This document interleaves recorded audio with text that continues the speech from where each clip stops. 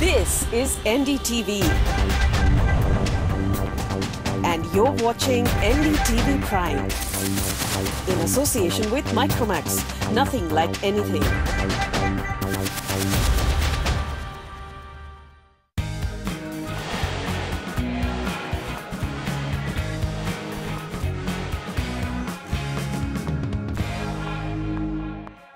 Hello and welcome. This is your weekly guide to all that is hot and happening in Indian real estate. From market analysis to hot properties to some handy home care tips. Here's a look at today's lineup. What goes into building a smart city, smart technology or smart thinking? Also trending on Property It's Hot, office spaces go from drab to fab.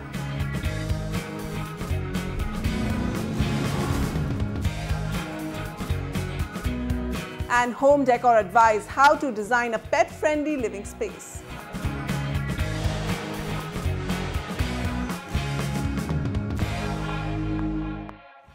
The hottest trending topic in the real estate industry today are smart cities. Everyone wants to be in on the action, and Navi Mumbai is the latest in the race, vying for the title of the first smart city in Maharashtra. The City and Industrial Development Corporation, or CIDCO, plans to do this by installing 500 CCTV cameras across the city. But is that truly a move towards becoming a smart city, or is it just a basic necessity? Ashish Bhatia gets you the story. It's been 100 days since Prime Minister Narendra Modi swept into power, and one topic that has been on top of mind is his grand vision for 100 smart cities spread across the country. A vision that is driving many in the government to race to get that distinction. But what is a smart city? Internationally, what we have seen, the concept of smart cities is where there is a platform, a technologically integrated networked platform forming the base. And on top of that, various applications can be placed, taken or removed. That's what we call a smart city. The various state governments have been asked by the centre to submit a detailed project reports to achieve the 100 smart cities target. But even before the blueprints have been drawn up, Navi Mumbai in Maharashtra seems set to become the first smart city in India. In an exclusive chat with NDTV, the chairman of its planning agency, the City and Industrial Development Corporation, or CIDCO, has indicated that he plans to cover a large part of Navi Mumbai with CCTVs. लोगों को आने जाने के वक्त पे किसी भी हालत से किसी के ओर से भी तकलीफ ना हो, इसीलिए हम लोग सीसीटीवी कैमरे के आयोजन करने जा रहे हैं। कमिश्नर साहब के साथ हमारा बातचीत होने जा रहा है और मेरे डिपार्टमेंट की ओर से भी उसका सर्वे चालू किया है। If all goes according to plan, nearly 500 CCTV cameras will be introduced in areas like Kharghar, Kalamboli, New Panvel, Kamothe, Ulve and Dronagiri. These will then be linked to the police control room where the footage will be monitored. The network will also be linked to a public address and messaging system and a citizens portal, a move that CIDCO claims will make Navi Mumbai an ideal candidate for the smart city tag. However, experts say that having a CCTV network is not enough for Navi Mumbai to earn smart city status. They say that Navi Mumbai has the potential to be a smart city, but in order to become one, it has to take cues from smart cities across the globe.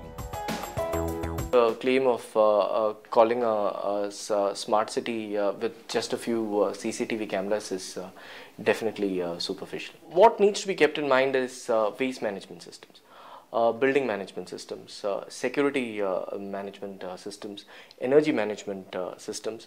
How can the city be more sustainable? How can technology help in healthcare? How can technology help in education? The CCTV cameras will help Navi Mumbai indeed set a benchmark for the rest of Maharashtra. But that's only as far as city surveillance goes.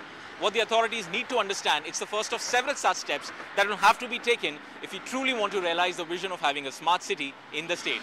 With camera person Rakesh Solanki in Mumbai, Ashish Bhatia for NDTV. Okay, time for this week's smart advice. Many of you would rather build your own dream house than just purchase a ready flat.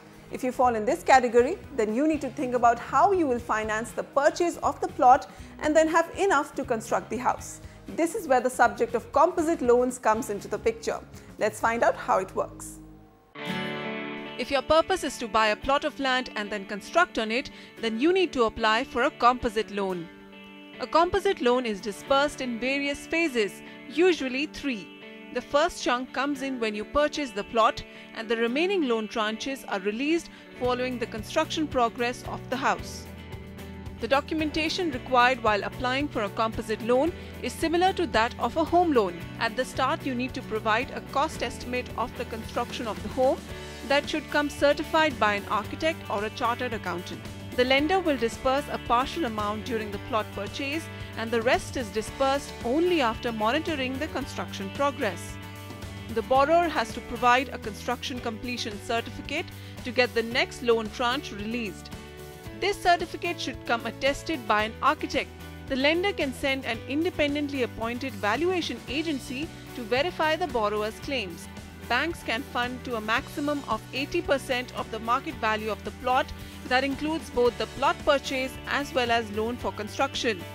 Lenders consider several factors before approving the composite loan, like the repayment capacity of the borrower, the location of the property, whether it's a direct allotment or a resale. They also check if the land has a clear title and has been approved by the bank in question. The age of the borrower and any other income source is also considered. To avail income tax benefit on this purchase, you must aim to complete the construction within 3 years of obtaining the loan. For most of us, office is the one place where we spend most of the 24 hours in a day. And while work is important, recreation at the workplace also scores high. Lately, the idea of a workplace is changing rapidly. It's moving away from drab cubicles and workstations and turning into a more of a fun zone for employees. Ankita Sinha checks out. Tired of staring at a computer screen all day? Want to take that short break from work? Well, you could step into this gaming zone, or if gaming is not your thing, you could work on your pool skills. Your options don't just end there. You could burn those calories in the gym, or if you're after some quiet time with friends, then this breakout room is just the place for you. This is the Google office, where employees have various recreational spaces at their disposal whenever they need that short break. I think it's absolutely great to be in an office where it's just not all about work. As they say, all work and no play makes Jack a dull boy, and that's definitely not the mantra at Google. So we have a lot of services. We have game rooms on every alternate floor. We have breakout areas like these. In fact, you end up saving more time. If I go home and then I go to the gym, so the kind of travel time I'll have, to go to gym and come back. In that travel time alone, I can do gym in the office. While recreation for their employees is one aspect of it, many of these facilities provided by companies like Google are to improve the productivity of their employees. For instance, sleeping pods that let you take a nap after putting in those extra hours, a meditation room or a spa to relax in between hectic meetings.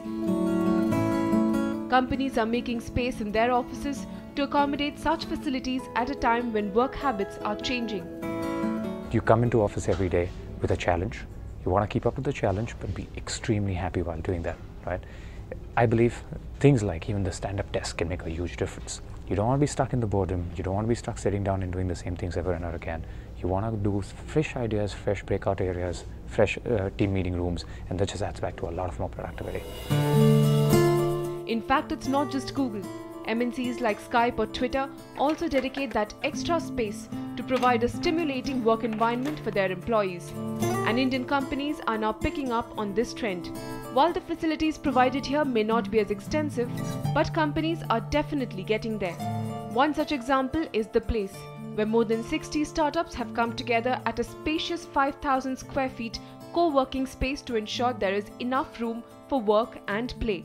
Facilities what we provide, basically it is, you feel as if you are at home. So I do feel though it is a must, because a person after he works toils the whole day, he needs a place where he de-stresses himself, where he is comfortable, where he relaxes, and then he goes back to his desk fully with new vigor and energy.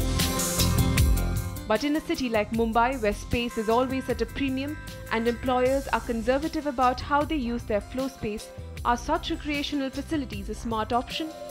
Architects believe there are other budget-friendly alternatives that the office industry can explore.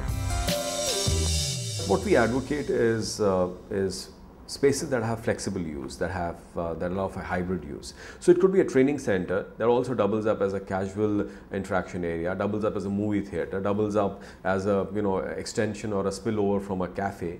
So we advocate those kind of multiple usages for one given space. Despite having to shell out that extra money, companies are dedicating more and more such fun places for their employees. And with this trend picking up, employees are likely to see their workplaces becoming more fun in the near future. From Mumbai, Ankita Sinha for NDTV. And with that, we'll take a short break on Property It's Hot. Stay with us. We'll come back and check out how the modest house nameplate is going designer.